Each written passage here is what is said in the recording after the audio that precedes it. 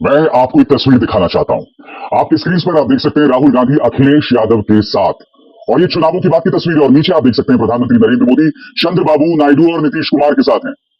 प्रधानमंत्री नरेंद्र मोदी अगले प्रधानमंत्री बनने वाले हैं, मगर फिर भी इनके चेहरे की मायूसी देखिए।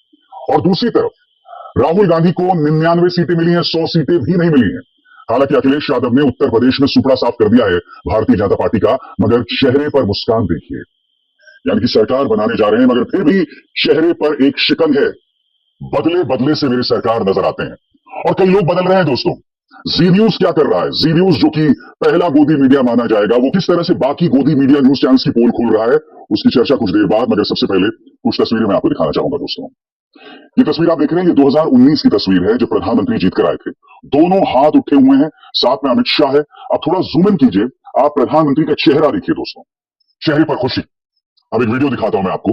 यह है चुनावी नतीजों की शाम, जब प्रधानमंत्री नरेंद्र मोदी भाजपा के कार्यालय आते हैं। चेहरे पर एक मुर्दानी है। अगर थोड़ा ध्यान से देखें तो आंखों में हल्की सी नमी भी दिखाई दे रही है, यानी कैसा लग रहा है कि। अब एक और तस्वीर देखिए दोस्तों, चुनावों से पहले की और चुनावों की बात की। और इस तस्वीर में आप प्रधानमंत्री नरेंद्र मोदी की उनके एलाइज के साथ देख रहे हैं। चलिए मैं आपकी और मदद करता हूं, पूरे स्क्रीन पर इस तस्वीर को देखिए। चुनावों से पहले की प्रधानमंत्री की तस्वीर और चुनावों की बात की प्रधानमंत्री की तस्वीर, खासतौर से किस तरह से वो अपने सहयोगियों के साथ खड़े हैं। चुनावों से पहले आप देख सकते हैं प्रधानमंत्री बीचों बीच हैं, उनकी एक तरफ नड्डा है और काफी दूरी पर बाकी जो सहयोगी दल के तमाम नेता हैं, दूर दूर खड़े हैं। प्रधानमंत्री बीचों बीच हैं। यह स्पष्ट किया जा रहा है इस तस्वीर के जरिए कि प्रधानमंत्री से बड़ा कोई नहीं। अब जो दूसरी तस्वीर है, जो कल ही की तस्वीर है, आप देख सकते हैं कि चंद्रबाबू नायडू भी हैं, नीतीश कुमार भी हैं, और सब सटे हुए हैं। प्रधानमंत्री ने एक अलग जैकेट पहना हुआ है, बस यही फर्क साबित कर रहा है उनमें और बाकी नेताओं में। मगर आप देख सकते हैं कि यहां पर वाकई एक गठबंधन की सरकार दिखाई दे रही है। ऐसा क्यों हुआ दोस्तों? ऐसा इसलिए हुआ है कि प्रधानमंत्री नरेंद्र मोदी की अब वो ताकत नहीं रही। प्रधानमंत्री नरेंद्र मोदी अपनी सरकार के भविष्य के लिए तेलुगु देशम पार्टी और नीतीश कुमार पर आश्रित है, क्योंकि बहुमत से भाजपा 32 सीटें दूर है। ये फर्क होता है संपूर्ण बहुमत की सरकार या संपूर्ण बहुमत की पार्टी वाली सरकार और एक ऐसी पार्टी जो आश्रित है अपने सहयोगी दलों पर। जज्बात बदल गए, हालात बदल गए, प्रधानमंत्री नरेंद्र मोदी की बॉडी लैंग्वेज बदल गई।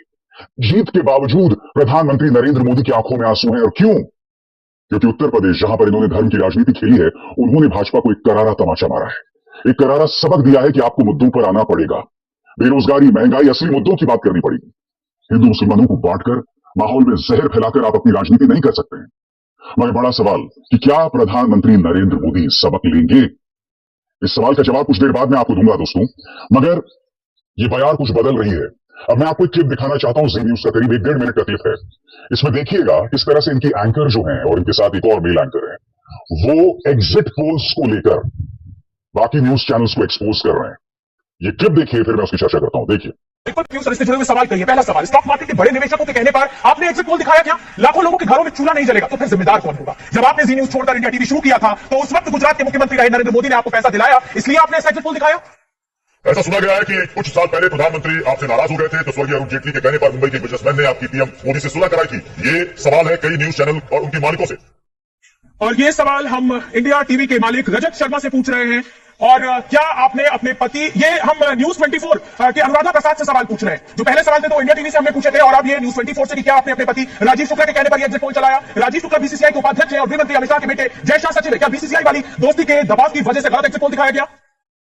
अब ये देखिए, अब आगे अगला सवाल है एबीपी न्यूज से। कुछ दिन पहले आपके संस्थान में एक संपादक को रखवाया गया, जिन्हें आपने निकाल दिया था। क्या उनकी सलाह पर एग्जिट पोल चलाया? तो एबीपी के मालिक अखिलेश सरकार से जी न्यूज का यह सवाल है कि आपको विज्ञापन देने वालों को सिस्टम से विज्ञापन देने से मना कराया गया था। क्या उन विज्ञापन देने वालों को वापस लाने के लिए आपने ऐसा किया? लोगों को हुई लाखों करोड़ के नुकसान की भरपाई आखिर कौन करेगा? और अब आज तक के मालिक अरुण पुरी से ये सवाल है, अरुण पुरी से आज तक के मालिक अरुण पुरी से ये सवाल है, एग्जिट पोल का असर शेयर मार्केट पर पड़ेगा क्या? एग्जिट पोल का असर देश की जनता पर पड़ेगा? ये एग्जिट पोल सच्चाई के आसपास भी नहीं है। ये आज तक के मालिक अरुण पुरी से ये सीधा सवाल है। जो लोगों के सेंटीमेंट और उनके साथ खेला गया शेयर मार्केट अचानक से एग्जिट पोल पर अचानक से बढ़ा, उसके बाद रीकाउंटिंग वाले दिन वो सीधे तोता लगा था। बिल्कुल, और ऐसा माना जा रहा है कि एग्जिट पोल की वजह से लाखों लोगों को करोड़ों रुपए का चूना लगा है। क्या आज तक ये executive editor in chief Kalli Purie को नहीं पता था? पहला सवाल कि एग्जिट पोल का असर शेयर मार्केट पर पड़ेगा, एग्जिट पोल का असर देश की जनता पर पड़ेगा, ऐसा कहा जा रहा है। एग्जिट पोल सच्चाई के आसपास भी नहीं। यानी कि आप देख सकते हैं, जी न्यूज या इंडिया टुडे से सवाल पूछ रहा है, प्रदीप गुप्ता से सवाल पूछ रहा है, अन्य बाकी तमाम न्यूज चैनल से उनके एग्जिट पोल्स पर सवाल पूछ रहा है। कि जो आपने 400 सीटें दी थी, क्या उसका मकसद यह था कि आप शेयर बाजार में घोटाला कर सकें? ये तो कल्पना से भी विचित्र हो गया दोस्तों। और ऐसा क्यों हुआ है? देखिए, आपको समझना पड़ेगा कि तमाम गोदी मीडिया न्यूज चैनल्स का एक मालिक, और वो है भाजपा। और भाजपा में भी प्रधानमंत्री कार्यालय का एक अधिकारी है जिसका नाम है हिरेन जोशी।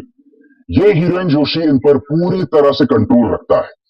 मगर जैसे ही बहुमत से दूर हुई है भाजपा, अब गोदी मीडिया में गैंग वॉर शुरू हो गया है। आप देख रहे हैं किस तरह से पोल खोल रहा है जी न्यूज। इनके न्यूज एंकर्स ने प्राइम टाइम में बार बार जहर खोला था, पत्रकारिता को शर्मसार किया था। मगर आज कम से कम एग्जिट पोल्स को लेकर, उसकी हकीकत को लेकर वो दूसरों की पोल खोल रहे हैं। हालांकि मैं स्पष्ट कर दूं, जी न्यूज का जो पहला एग्जिट पोल आया था उसमें उन्होंने भी करीब 380 से 370 सीटें भाजपा के गठबंधन को दे दी थी, मगर बाद में उन्होंने इसमें सुधार लाए और ये जो 380-390 का फिगर था वो 305-310 पर आ गया। इसीलिए